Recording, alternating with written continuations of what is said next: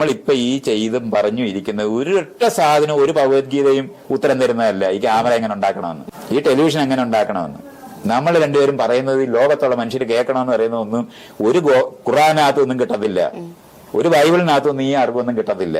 ഇത് മനുഷ്യൻ ഉണ്ടാക്കിയ ഈ ചുറ്റുപാടിനെ അനുകൂലമാക്കി എങ്ങനെ ഇണക്കാൻ പറ്റുമെന്ന അറിവിനെയാണ് ശാസ്ത്രം എന്ന് പറയുന്നത്. അത് പഠിക്കാനാണ് പോകേണ്ടത്. ഈ ലോകത്ത് ഇവിടെ ഇരിക്കുന്ന എല്ലാ സാധനത്തിനെ പറ്റി ഉത്തരം ശാസ്ത്രത്തിന് തരാൻ പറ്റുന്നുണ്ടെങ്കിൽ ഞാനൊരു ചോദ്യമാണ് ചോദിക്കാം, അതിന് ഉത്തരം തരും. നിങ്ങൾ ശാസ്ത്രത്തിൻ്റെ ഏത് ആൾക്കാരും വിളിച്ചോളി, ഞാൻ ഈ ചോദിക്കുന്ന ചോദ്യത്തിന് നിങ്ങൾക്ക് ഉത്തരം തരാൻ പറ്റൂല. എൻ്റെ ഒരു അഭിപ്രായത്തിൽ ശാസ്ത്രവും മതവും ഒരേ നാണയത്തിൻ്റെ രണ്ട് പുറങ്ങളെന്ന് ഞാൻ പറയുള്ളൂ. ഞാനൊരു മതവിശ്വാസിയാണ് എന്ന് വെച്ചാൽ ശാസ്ത്രത്തിനെതിരല്ല. ശാസ്ത്രത്തിൻ്റെ ആൾക്കാർ പറയണ ഏറ്റവും വലിയ വിമർശനം എന്താ വെച്ചാൽ മതത്തിൽ ഒരു അടിസ്ഥാനം ഇല്ല എന്നുള്ളതാണ്. ശാസ്ത്രത്തിന് അടിസ്ഥാനം ഉണ്ടോ? ശാസ്ത്രത്തിൽ നിങ്ങൾ എന്തുകൊണ്ടും ചോദിച്ച് പോയി കഴിഞ്ഞാൽ അവസാനം നിങ്ങൾ എത്തുന്ന സ്ഥലം ന്യൂട്ടൻ്റെ ചലന നിയമത്തിലേക്കാണ്, അല്ലെങ്കിൽ ബലത്തിൻ്റെ for every action there is equal and opposite reaction. എല്ലാ ബലം അങ്ങോട്ട് കൊടുക്കുന്ന എല്ലാ ബലത്തിനും തിരിച്ച് ഇങ്ങോട്ടൊരു ബലം കിട്ടുന്നുള്ളതാണ്. ഒരു ഉദാഹരണത്തിന് ഞാൻ ഈ മതിലിന് ഇങ്ങോട്ടൊരു കുത്തി കഴിഞ്ഞാൽ ആ മതിൽ അവിടുന്ന് തിരിച്ച് എനിക്ക് അതേ ബലത്തിലൊരു ഫോഴ്സ് ഇങ്ങോട്ട് തരും. എന്തുകൊണ്ട് എന്ന് ഞാൻ ചോദിച്ചാൽ നിങ്ങൾ എങ്ങനെ ഉത്തരം പറയാം? ശാസ്ത്രത്തിൻ്റെ എല്ലാ ആൾക്കാരും ഇവിടെ ഒരുമിച്ച് കൂടി കമൻറ്റിൽ എനിക്ക് അതിനൊന്നും ഉത്തരം പറഞ്ഞാണ്.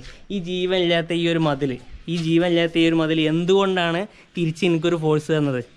ഞാൻ അത് തിരിച്ച് അതിന് ഇങ്ങോട്ടൊരു ഫോഴ്സ് തരാൻ കഴിഞ്ഞതുകൊണ്ടാണല്ലോ ഞാൻ കുത്തിയപ്പോൾ അത് അങ്ങോട്ട് തെറിച്ച് പോവാം. അതിൻ്റെ അല്ല ആ മതിൽ ആ പാടത്തെത്തിയിട്ടുണ്ടാവില്ലേ? ഈ ജീവനില്ലാത്ത മതിലിന് എന്തുകൊണ്ട് അവിടുന്ന് ഇങ്ങോട്ടൊരു ഫോഴ്സ് തരാൻ കഴിഞ്ഞു? ഇതേപോലെ തന്നെ ചോദിച്ചാൽ ഭൂമിയും ചന്ദ്രനും തമ്മിൽ ആകർഷണമുണ്ട്, എന്തുകൊണ്ട് ആകർഷിക്കുന്നു?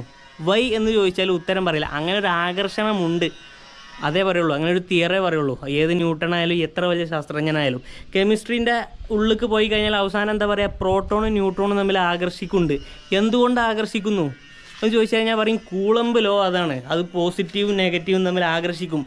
എന്തുകൊണ്ട് ആകർഷിക്കണം? ആരാണ് ഈ ആകർഷണം സെറ്റ് ചെയ്തതെന്ന് ചോദിച്ചാൽ ഉത്തരം നിങ്ങളെ കൊണ്ട് കജ്ജൂല. നിങ്ങൾ എല്ലാ GPT-നോടും ഒരുമിച്ച് ചോദിച്ചു നോക്കിക്കോളി, നിങ്ങൾക്ക് കിട്ടൂല അതിനുള്ള ഉത്തരം.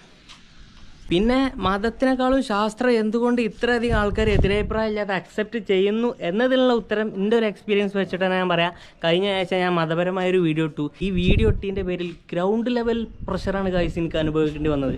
വീട്ടിൽ നിന്ന് എൻ്റെ ഉമ്മ വിളിച്ചിട്ട് പറഞ്ഞു, അവിടെ കുട്ടിപ്പോൾ ആ വീഡിയോ എടുത്ത് ഒഴിവായിക്കളാം, ആൾക്കാർ അതൊന്നും പറയണ്ടെന്ന്. ഈ ഒരു പ്രശ്നം കൊണ്ടാണ് ഞാൻ ഇന്ന് ശാസ്ത്രത്തിനെ വിമർശിച്ചൊരു വീഡിയോ ഇട്ടു. ആരെങ്കിലും വീട്ടിൽ നിന്ന് ഇതേപോലെ തന്നെ വിളിച്ചു കണ്ട് പറയാം, എടാ ശാസ്ത്രത്തിൻ്റെ ആൾക്കാർ വരുന്നുണ്ട്, അതും പറയുന്നുണ്ട്, ഈ വീഡിയോ എടുത്ത് ഒഴിവായിക്കളാന്ന് പറയൂല. ആ ഒരു കാരണം കൊണ്ട് എന്താ വെച്ചാൽ ശാസ്ത്രം വിമർശനങ്ങളെ ഏറ്റെടുക്കുന്നു, അത് കണ്ടുപിടിക്കുന്നു, അതിന് വീണ്ടും തെളിവുകൾ ഓരോ ചോദ്യത്തിന് ഉത്തരം കണ്ടുപിടിച്ചുകൊണ്ടേ ഇരിക്കുന്നു എന്നുള്ളതുകൊണ്ട് ആൾക്കാരത് അക്സെപ്റ്റ് ചെയ്യുന്നു, ഡെവലപ്പ് ചെയ്യുന്നു. ഈ കാര്യം മതത്തിലും ഇംപ്ലിമെൻറ്റ് ചെയ്താൽ മതി. മതത്തിനെ പറ്റി ആരെങ്കിലും വിമർശിച്ച് എന്തെങ്കിലും കാര്യങ്ങൾ പറയുമ്പോൾ അതിന് ഉത്തരം കൊടുത്താൽ മതി. അങ്ങനെ ആകുമ്പോൾ ഇതും ശാസ്ത്രത്തെ പോലെ വികസിക്കും, തെറ്റുകൾ കണ്ട് തിരുത്തി കഴിഞ്ഞാൽ.